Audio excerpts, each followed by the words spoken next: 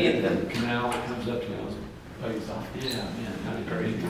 All right, so this is the Rainbow Warrior. I don't have an example pattern to show off, but it's pretty simple. Basically, it's a mirage tinsel body, so it's very shiny, and then the dubbing is this rainbow scud dubbing, and there's a pheasant tail. And like I mentioned, red thread, Stephen, if you didn't hear me, if you don't have red, if you have white, we have some red markers. Red thread is an underbody, and in that kind of gives a general color. It shows through the tinsel. So this is a pattern designed by Lance Egan. He's, I guess you'd call him a professional fly fisherman, and he's got a few signature patterns, but I think he's won some championships in fly fishing, this is probably his most well-known pattern. It's what you'd call an attractor pattern, so obviously it doesn't imitate, and you'll see it when we're done. It doesn't really look like a normal little brown bug like you'd see in the water.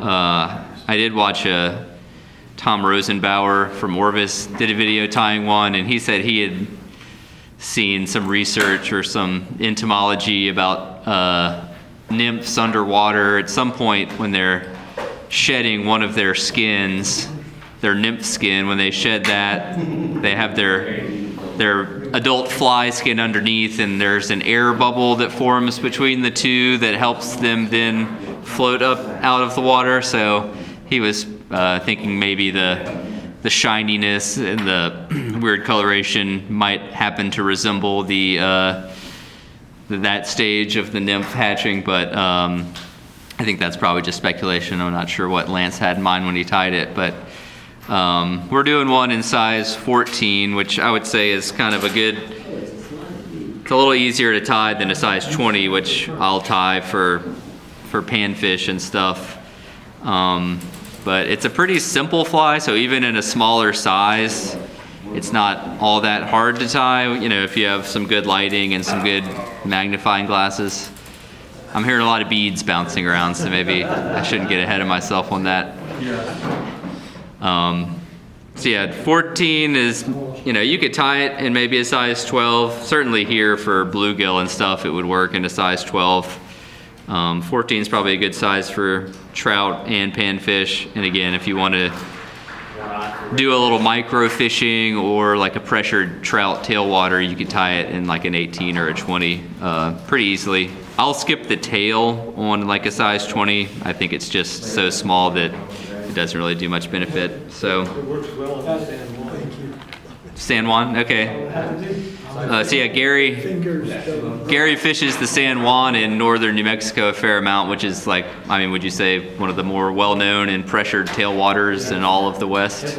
Yeah, and so if it'll work there, then that's a good sign. What size would you fish? 20, yeah. Do you need me to hand out anything else?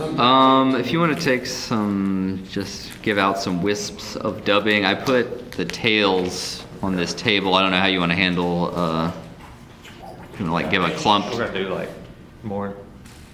That's more than you'd need, but that's a good amount to hand out. You don't need much.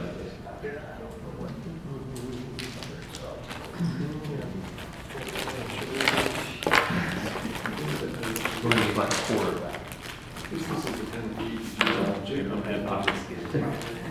I have to only give him a quarter of it, you're never gonna use it all. You know me, so. I know me too.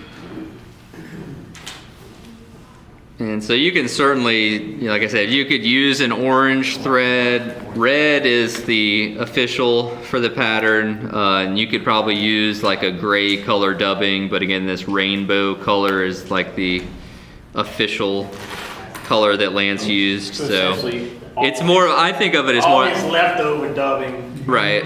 I think of it more of as a platform, or just like don't be afraid to tie a nymph made out of just shiny stuff.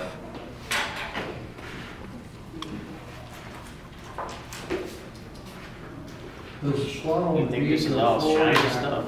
That's what I was asking. I don't think it's not all shiny stuff. I mean, the Mylar. There's a bunch of shiny stuff in there, but it's not all shiny. I'm talking about the body. I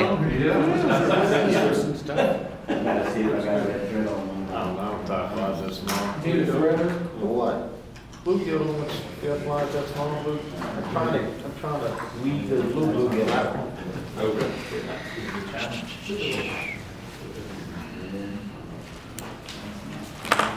I'm gonna color my thread just so y'all can see it for the moment. So the first step, once you have your bead on, is just to tie a thread base. And on this one, it's a scud hook, so that scud hook is pretty bent in the bend, and more of a bent body. So you want to tie pretty far back, tie back all the way to the barb of the hook.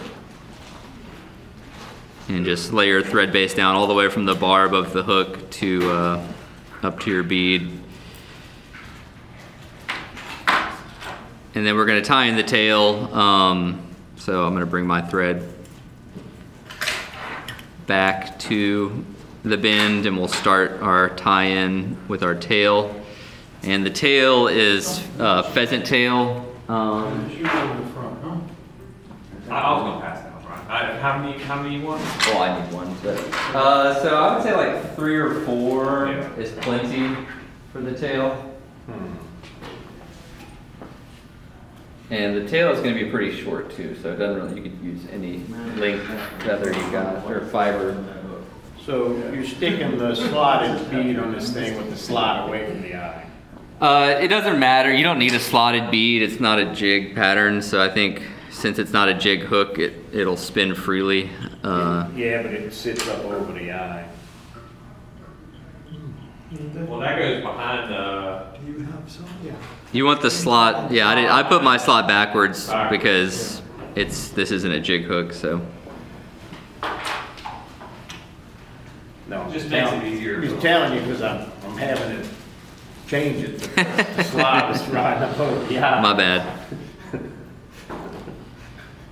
It's not a smarts thing. This is a, ooh, I gotta fix that thing. So again, the tail is just pheasant tail, and three or 4 is plenty. And you'll start it at the back. The tail needs to be pretty short, but I'll tie it in longer than I want it to start with. And then once I've got about 2 or 3 loose wraps on it, I'll shorten it. So I put 3 loose wraps and then I'm just This letting is it just sit. the tail? We're just doing the tail right now. Right, but do we need pheasant tail for anything Nope, else? it's just for the tail. Right, that's what I was trying to figure out, so I can actually take some smaller stuff. Take that giant stuff.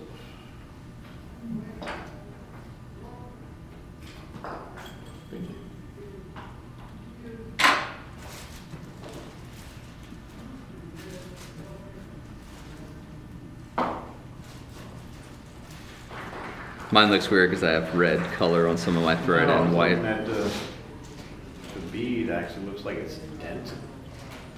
Could be. Oh, no, that's the way it came out of the mold. Spoiling you guys with the macro, huh? You can see the mold marks on the Flat spot on beads. the bead, yeah. Yeah, I usually can't see any of that, so, you know. We'll see if I'm a good tire or not. All right. All right, so once We already knew the answer to that. I've got it way longer here than you'd want. I mean, half of a shank length is what you want to shoot for, and maybe even shorter if you can. And when you go to shorten it, if I'll hold both sides and pull. That way I don't pull too far and just do a little bit at a time. And that's getting close, but I'm going to try and pull it a little shorter. That's probably good.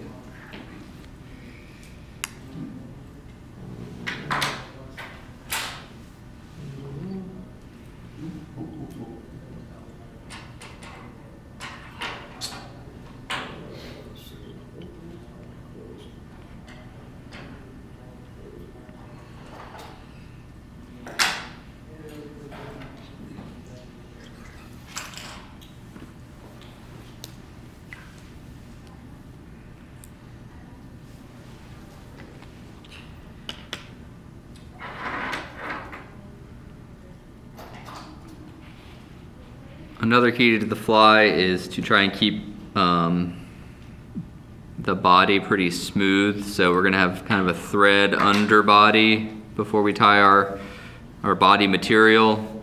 So when you go to tie off your legs, your tail, wrap the pheasant tail all the way forward.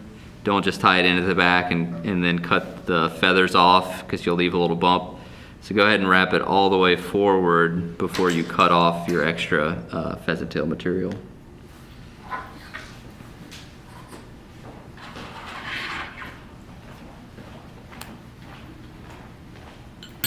Which one do you want to use? This one? It doesn't matter. They're pretty the same. That's one I brought from my house. They're different. They're the same size, which is the most important thing. Oops. Yeah, give everybody, a few inches, 'cause it's just something to hold on to.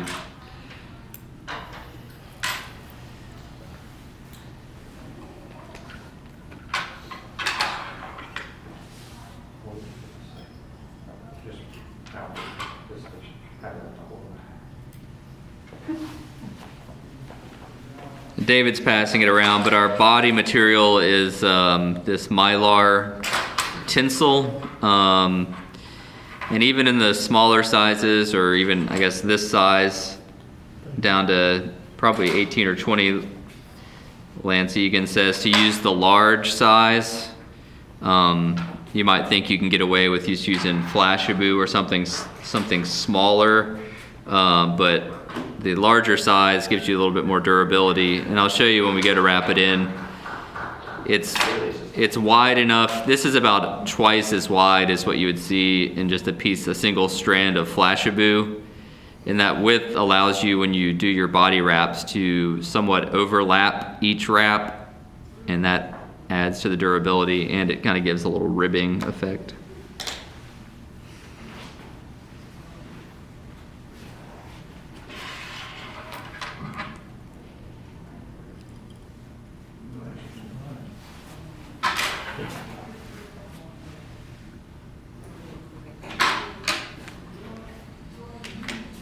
All right, so once you've got your tail tied in, and if you have your tinsel, we're gonna start behind the bead. And again, in order to keep things smooth and even on your underbody, we wanna start right behind the bead, place the tinsel there, and then tie it all the way back to your tail, and then bring your thread all the way back forward to behind the bead, in as smooth of a thread body as you can. Tinsel be laying on top of the hook? Yeah, top is good, but I mean either side. It's just, try and keep it as even and smooth as possible. Tell the difference on this little thing. Right. This is probably a big one for this. Yeah, I usually don't tie them this big. This is like a 14, typically it's like a 18 or 20. One of those little fish is eating a size 20. I've caught like large bass on these before, trying to catch sunfish. Every now and then you'll just get surprised that they're hanging out in the weeds and stuff. If you'd have had a big one. Think how big a trout can catch when you use a regular size bowl. Started in the behind the bead. On top. Yeah. You gotta cover that. So the W just equals this. No, You don't keep telling me stuff and you're wrong, so it's hard for me to really, told me I wasn't gonna catch no trout on a Concordia special, they all laughed at me. They were wrong. Had some good hits on the Concordia.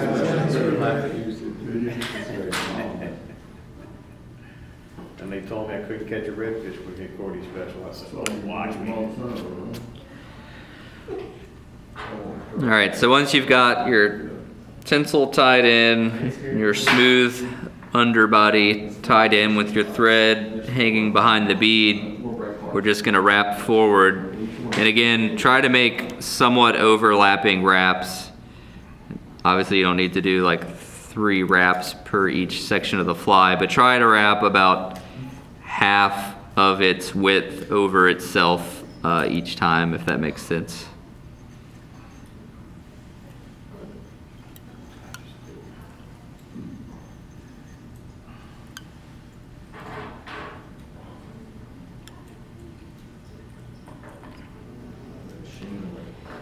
once you reach the bead, just go ahead and tie it off with a couple, don't snip it off yet, just tie it off with a couple 3 turns, and then I like to, at that point, pull my thread down just to tighten that up. We're gonna use the tinsel as a wing case as well, so that's why you don't wanna tie it, cut it off. So once you have it secured, we're gonna build up a thorax with some dubbing, so I'll pause there, but once you have it secured, basically we're gonna fold the tinsel back and wrap over it a little bit.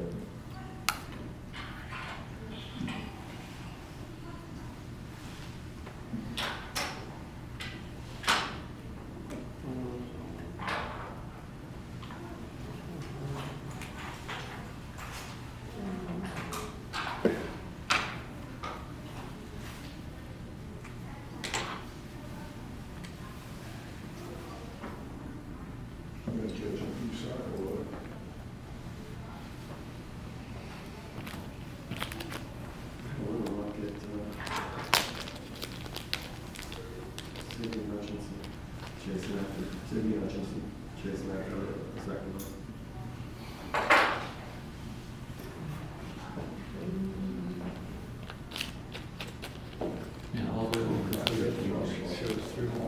Different days. Today's Tuesday. Yesterday was Monday.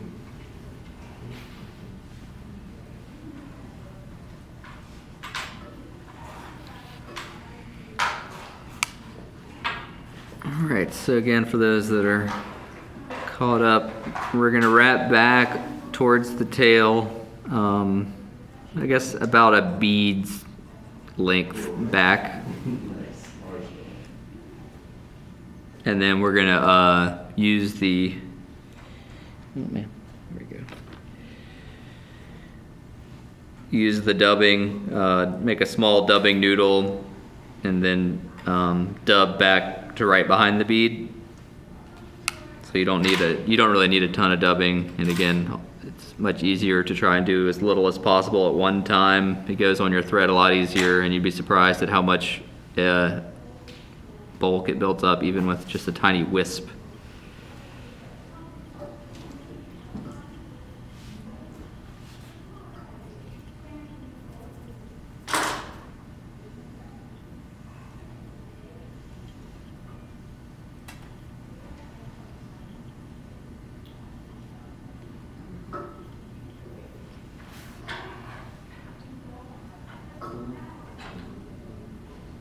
Probably too much.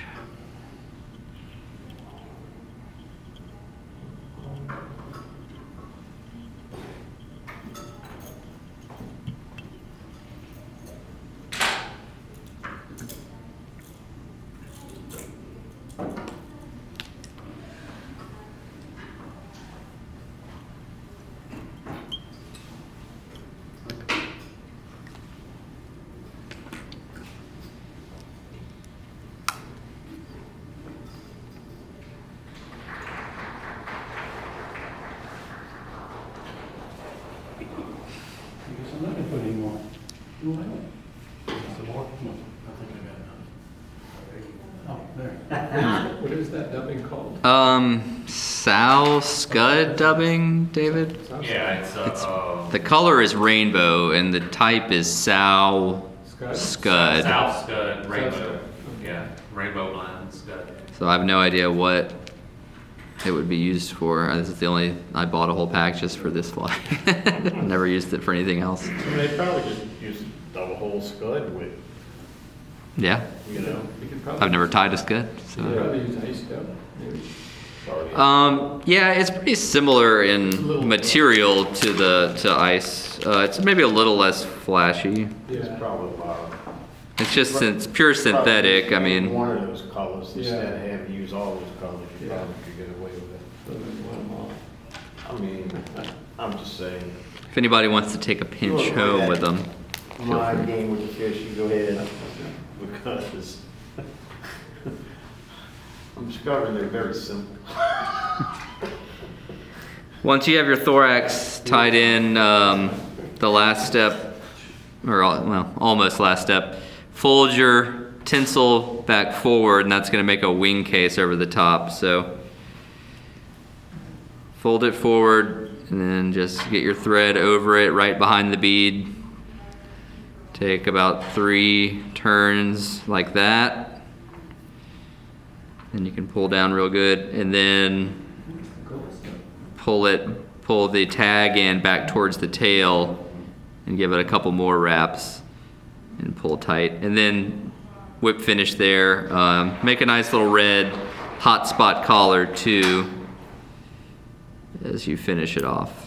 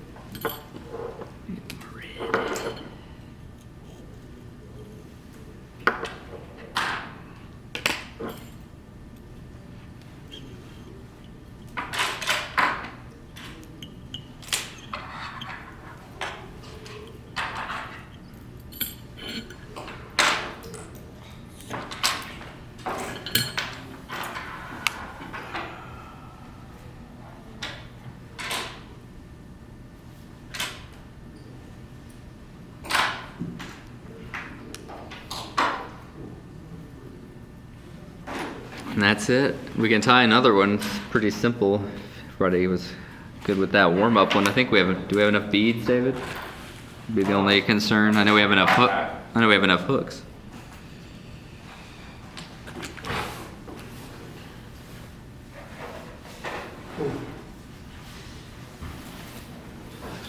And then certainly you could finish with any thin head cement you've got. They probably need that stuff to work.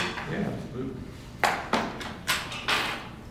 that's a great old pattern, man. I've caught so many fish over there. Yeah, I think my most recent trout trip, I caught brown trout on If it. you look at it, you can see the red. I'm sorry. Yeah, it looks like I like it. Yeah, I can see one. You get red, it's colored differently. Nah, but also, I think that one's like a peacock already. I got a little heavy on the, that's what I like. I'm gonna need it. Same thing as my Concordia special. You're not gonna. What a coincidence. Leave it like that. It came out good.